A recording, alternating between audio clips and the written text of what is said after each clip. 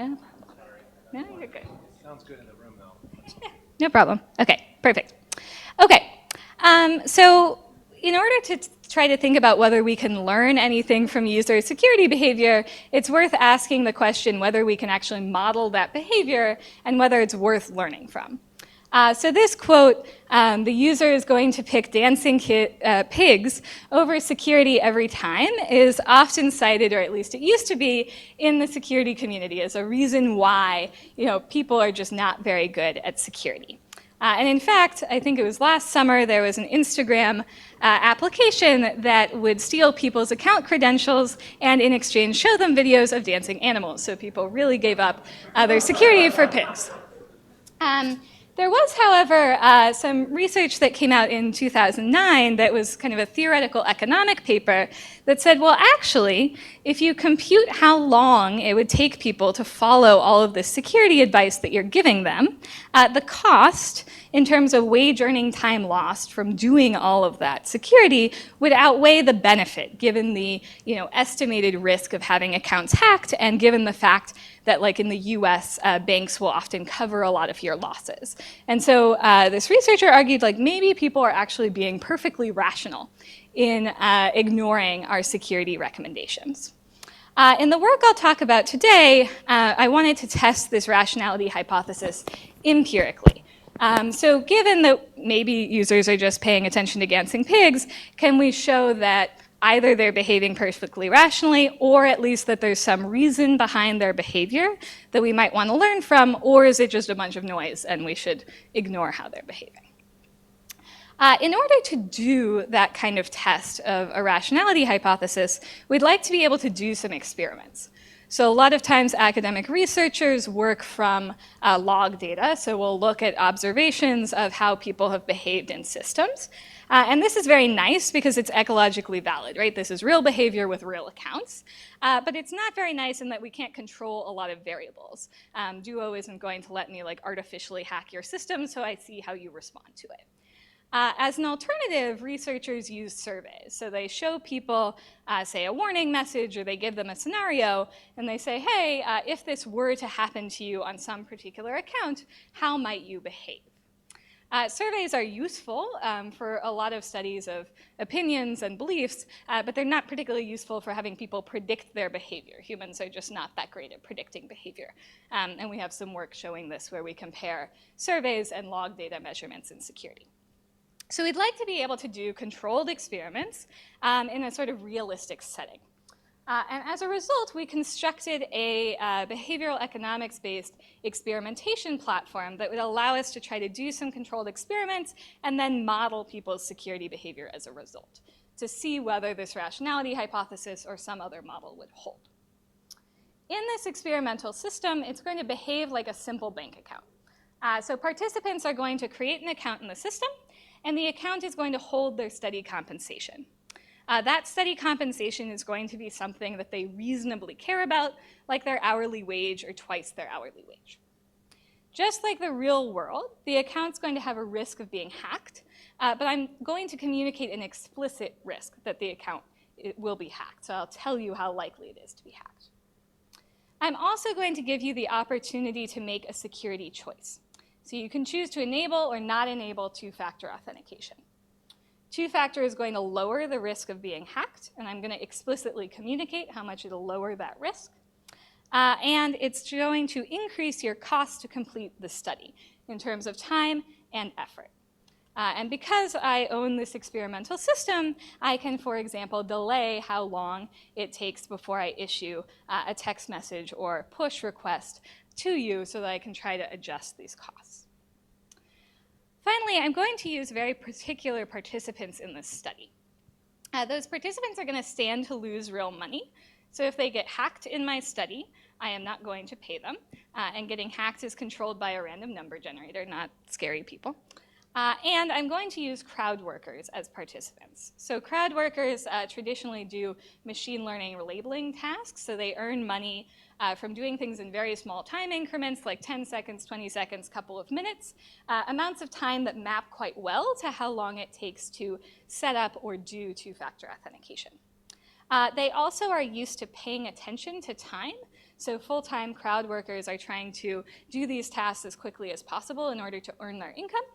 And they earn a relatively low hourly wage, so that allows us to affordably experiment. So they earn a mean of $5 an hour in the US. To give a little bit more detail, when a crowd worker signs up for the experiment, they're going to create a password in our system, and then they're going to be told some details of the study, similar to what I just described to you. This particular participant is going to start the study with $5 in their bank account, so their hourly wage, and they're going to be required to log into the account once a day. And the reason we're going to do that is if they choose to enable two-factor, we want them to have sufficient costs from having enabled two-factor. If they get hacked, they lose all the money. I don't pay them the $5.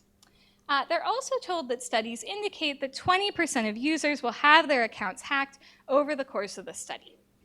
And we can vary a couple of things in the experiment in this message. So the first is that we can test a traditional economic effect called the endowment effect. The endowment effect says that you care more about something you already have than about something that you're earning. So if you have $5 in your account, you care more about that $5 than you care about the $5 you end up with as you earn them over time. So here, this participant is going to start with $1 and earn more every day that they log in for 5 days. The other thing we can vary, of course, is the chance that you'll be hacked. In the experiments I'll talk about today, people had either a 1%, 20%, or 50% chance of being hacked.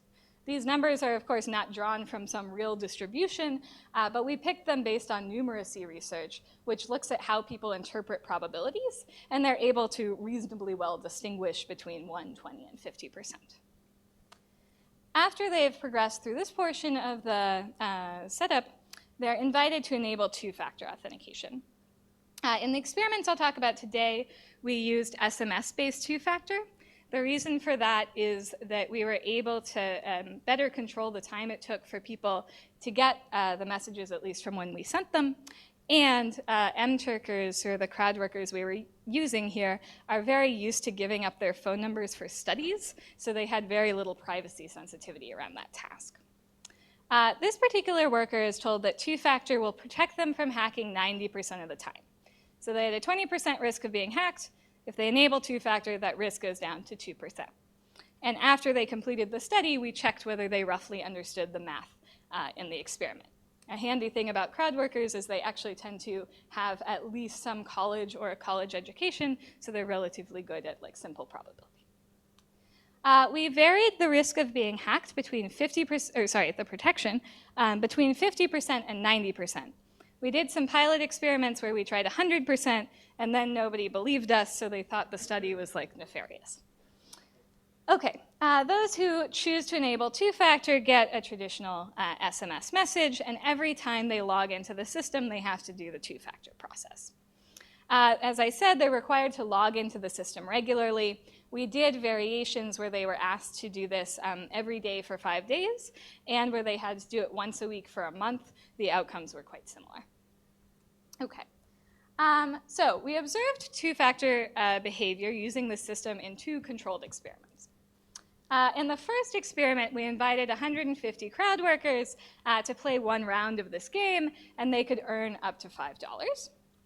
125 of them completed the experiment, so they filled out some questionnaires about their demographics, did some math problems, and so forth. Unbeknownst to them, we then gave them a 5-day break, and after 5 days, we invited them to play the game again. The reason for this was we wanted to see whether we could learn anything, and whether they had learned anything, from playing 1 round of this game. In the second round of the game, they were assigned to a new condition. So they were told, as in the first time, we're telling the truth, we're using a random number generator, but you're going to have different risk, a different protection than last time. At the end of round 2, we had 107 people complete. So about the same dropout rate each time. And M-Turkers are a weirdly dependable bunch in that even people who forgot to log in or got hacked still came back to fill out the questionnaires. Part of the reason for that is academics often pay them anyway, which I think they've sort of figured out. And so they want to go on the chance of that gamble. We did not after the first round, so they presumably kind of figured that out, but they still came back. Okay. We didn't have a fully factorial design, so we didn't cover every possible combination of risk and earn versus endowment. We also tried some $5 versus $10 to see how amount would matter. But we tried to cover the space of effective risk, so the combination of hack and protect percentage, and get a good coverage of the space such that we could build a nice model without doing every possible variation. So only about half of our participants enabled two-factor authentication the first time they played the game. So perhaps a bit higher than sort of voluntary adoption often is, but not as high as many security researchers would like, which would be like, greater than 80 or 100%. And so this leads us back to our question of, are they just sitting around flipping coins or looking at dancing pigs, or did they make some sort of rational utility calculation? So in order to test this rationality hypothesis, we need to do a slight bit of math. So we're going to define their cost from doing two-factor as their wage earning time lost. So remember, they're doing crowd work tasks all day, so the time they spend doing 2FA is directly time they're not spending on a task. And we measured the time to do just the 2FA portion of the sign-up and just the 2FA portion of the login by looking at tab-focused time. So we're trying to account for people wandering off to go get a slice of pizza. And so we add up their sign-up time and all of their login times their wage to estimate their cost. We then have an expected value from two-factor authentication. So this is the amount they would save if a hack occurred, so the reduction in risk. And they behaved rationally if the expected value of their choice is greater than the cost. So as a quick example, if I have a participant who had a 20% risk of being hacked, and they were offered a two-factor that protected them half the time, then let's imagine that it took them a minute to sign up for 2FA and a total of 180 seconds to do the sign-ins. And they earn $4.97 an hour on average. So they spent 33 cents doing two-factor. That was the time they weren't doing other crowd work tasks. Their expected value from two-factor is the 50% reduction on their 20% risk, so 10% of the $5 they stand to earn, so 50 cents.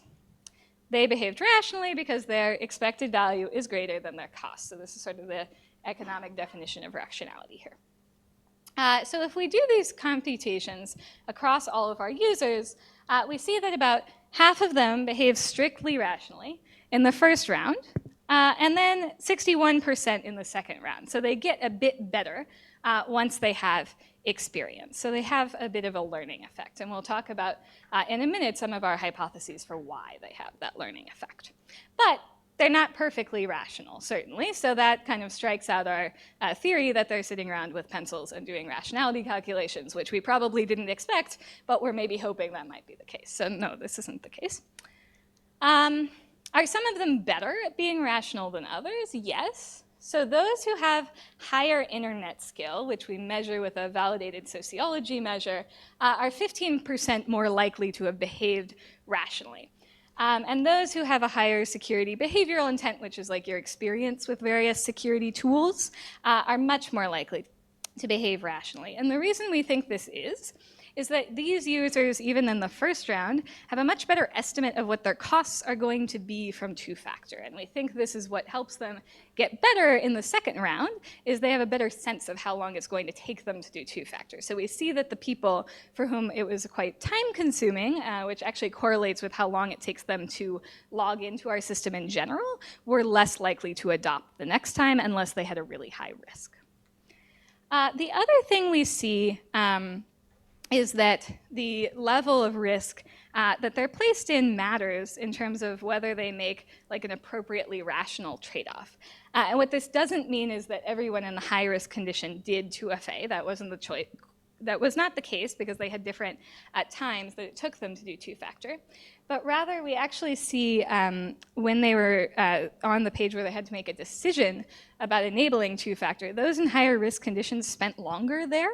And there's some social science research that shows that when people are at higher risk, they actually think more deeply about the consequences of what they're doing. So we're seeing that with 2FA as well, which is actually perhaps an encouraging finding. Okay, so we know that they're not perfectly rational, so this takes us back to our dancing pigs. is it possible that they're boundedly rational, right? So there's research that won the Nobel Prize for economics looking at bounded rationality in many consumer behaviors, but not many digital ones. And bounded rationality says, well, maybe people are making cost-risk trade-offs, but those trade-offs are affected by various cognitive biases that are trying to skew their decisions. So in order to test this bounded rationality hypothesis, we wanted to do some modeling. Let's see whether or not we can predict the decision to enable two-factor authentication. We're going to predict behavior for both rounds and see how well we do when we have no prior knowledge and once we do have prior knowledge of their behavior in our system. We predict two-factor enablement as a function of account value. So this is either whether we gave them $5 or $10, or the endowment effect where they start with $1 and earn more, or have $5. I'll talk about the endowment effect one today. They actually behave relatively similarly. We also included the risks they were shown, so their risk of being hacked, as well as the amount of protection from two-factor. And we had a set of controls. So we measured the strength of the password they created in our system. Even though we didn't tell them that password strength would affect their risk, we wanted to control for it because they may have thought it did, or it may have been the case that people who made stronger passwords also tended to do two-factor. We wanted to see if that was true. We also included validated scales to measure internet and security skill and demographics. When we modeled the first round of behavior, these controls weren't significant, so there was no covariance with password strength or with the demographics. But we do see a significant effect from account value, or in this case, the endowment condition. So those who were given the endowment, they started with $5 instead of earning